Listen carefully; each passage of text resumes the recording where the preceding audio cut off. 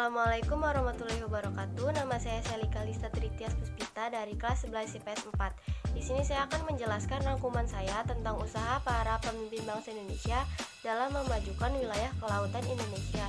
Dimulai dari B.J. Habibie hingga Jokowi. Yang pertama ada B.J. Habibie. B.J. Habibie merupakan Presiden ketiga Republik Indonesia.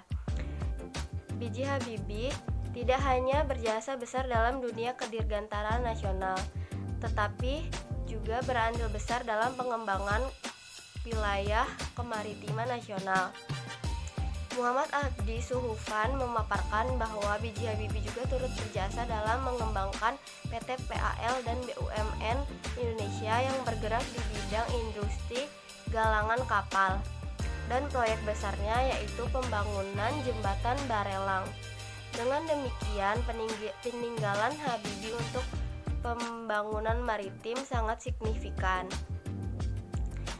Dan yang kedua ada Abdurrahman Wahid. Pada masa pemerintahan Presiden keempat atau Kiai Haji Abdurrahman Wahid, kelautan mulai dilirik secara serius dengan dibentuknya Departemen Kelautan dan Perikanan dan Maritim dan Dewan Maritim Indonesia pada September 1999.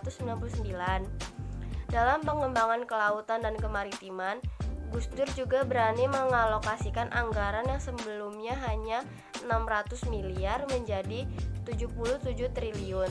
Tak hanya mengolah sumber daya laut, Gus Dur juga mendorong penguatan nelayan-nelayan Indonesia dengan ketahanan wilayah laut Indonesia.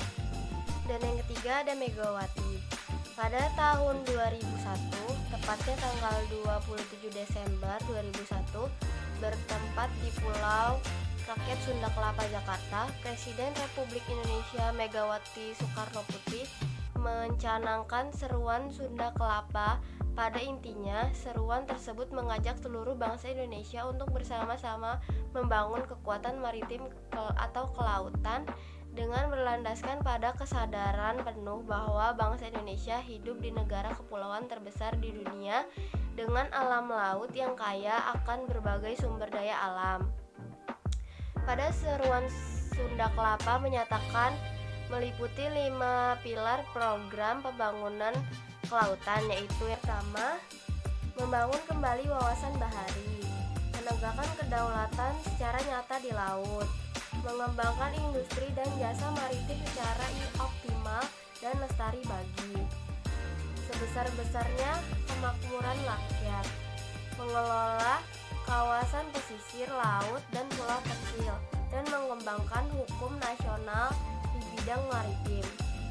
Selanjutnya, pada masa Susilo Bambang Yudhoyono, Dewan Maritim Indonesia atau DIM diganti menjadi Dewan Kedaulatan Indonesia atau DEKIN melalui Kepres nomor 21 tahun 2007 dan menyelenggarakan Konferensi Laut Dunia atau WOC di Manado pada tanggal 11 sampai 15 Mei 2009.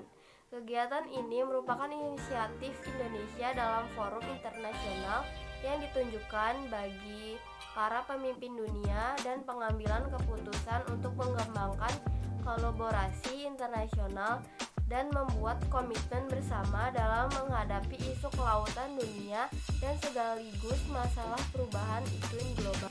Dan pada masa pemerintahan yang sekarang, Presiden Joko Widodo tidak kalah signifikan ketika pada tanggal 13 November 2014 beliau mengumumkan hasrat Indonesia untuk menjadi poros maritim dunia.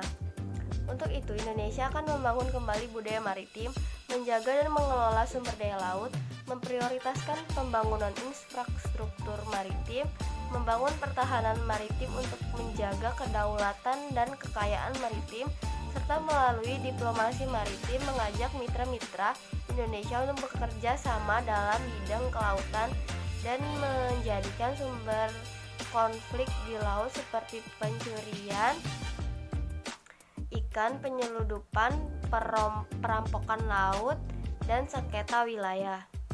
Sekian penjelasan dari rangkuman saya. Wassalamualaikum warahmatullahi wabarakatuh.